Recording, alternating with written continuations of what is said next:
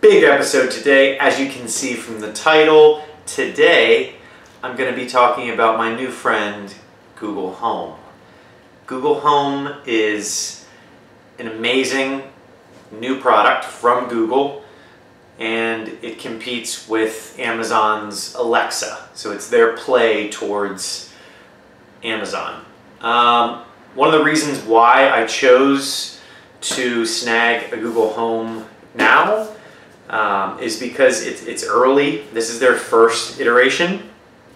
And if you are familiar with technology and the industry, you know that with hardware products, getting the first one out there is the hardest part, and then adding to it is pretty much par for the course. Like, that's what's needed in order to move the needle.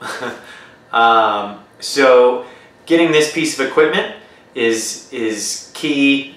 Whenever you want to get it, I wanted to get it kind of early just so I could fiddle around with some of the new features that they have and the compatibility that they have with different apps and smart things, Internet of Things. So what I want to do today is I want to talk about it for just a few minutes, and then I want to open it because I have not opened it yet. As you can see, I literally just got it today. I've been waiting for this bad boy for a while, actually until Black Friday to get it, just because it gave me $30 off, and I think that probably in the grand scheme of things it'll be $30 less in about a year or so, depending on how many they sell and the economy of scale that they get to with these bad boys. But I think that just getting it now would be the same as me getting it a year from now on Cyber Monday, not Black Friday, Cyber Monday, this past Monday when I got it. So I figured, why not get it a year early, same price as a year from now, whatever. So the Google Assistant is smart in the fact that it can continue with conversations, whereas the Amazon product, the Echo, or the Echo Dot, it cannot. So it can merely answer some good questions, but not continuous conversations. So I can add on, like, where was Harrison Ford born? Where did he have his first birthday party? I could ask that on top of it. So it's a question on top of a question, which is super cool. Kind of the beginnings, the inner workings of a foundation of machine learning or artificial intelligence here, if you want to call it that. But really, this is just kind of adding on to one data point of a conversation. So I wanted to get this mainly because I trust Google with their ability to build out products, everything that they've done, whether it's AdWords, AdSense, just basically all of their products, all the advertising platforms that they have. It's really just adding a boatload of features, and they're one of the most powerful tech companies in the world. And sitting them next to Google, I know a lot of people that work at Google, and I would rather have them add features to this than having Amazon. That's just my personal opinion. You guys are free to comment. Let me know what you think about the Alexa, which is the Amazon Play, or the Echo Dot. Regardless, I went with Google for the first piece of hardware in the Google Home realm, so the smart home. We don't actually have that many smart products, and I'm actually an Apple user, and so is Scooch, so we're a little mismatch here, but it's pretty easy just to get kind of plugged in with all this. They're from the jump off, they're compatible with YouTube Music, Chromecast, which is pretty straightforward. Philip Hue, Pandora, Google Play Music, TuneIn, so all the products that you can really just download onto your phone. I mean, it's not that big of a deal, but soon they're gonna have a whole suite. That's the idea. And just getting the slick piece of designed hardware into people's hands first is top priority. And then add on to the product from there. But yeah, I think that's all I wanted to cover with the overall why I got it now and why I chose this over Amazon and the Alexa, just because of the projected coolness, I'll call it. And it's a race between Amazon and Google, and I'm gonna put my money on Amazon or on Google, sorry. But yep, so I'm gonna open this, and one of the features that I saw right away, and that's not a feature, but the ability to open this without any sort of keys like I use because I'm ratchet, or just a knife or scissors.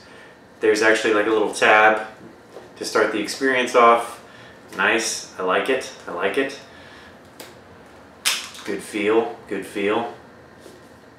You gotta do both sides. Yeah, good tape, good tape.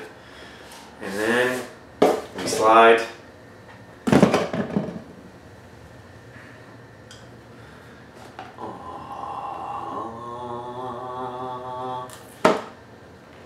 Not gonna slow-mo that, but I will just keep doing it. Oh, man, that's cool. Packaging, everybody learned from Apple. Apple has amazing packaging. Everybody knows that the experience of unboxing something is just so important to how you feel about a product.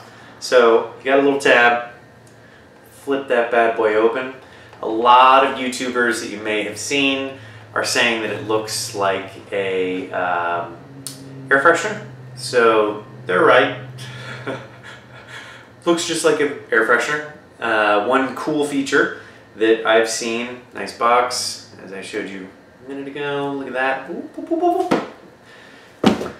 So one cool feature is that the bottom piece comes off so that you can change the colors, whether you have like, you know, cool rustic looks on the inside of your house or whatever. This is just kind of a nice little neutral color. And it's got magnets on the very, very inside of this. So magnet there, magnet there. Nice speakers. I've heard that it's good sound. I'm obviously going to be doing another review of this once we have this plugged in. And this is merely just the overview of the unboxing. There's your mute button. From what I can tell, there's a good place on top that's going to be touch.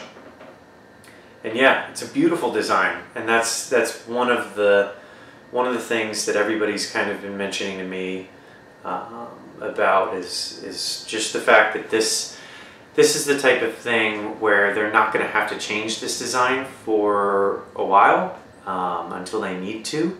Whereas when you have something like Alexa, they've already changed into something smaller because the huge tube, almost like a paper towel roll tube, is too big, and they want it to look more chic and more cool, and just the really kind of slick air freshener look to this drew my attention for sure.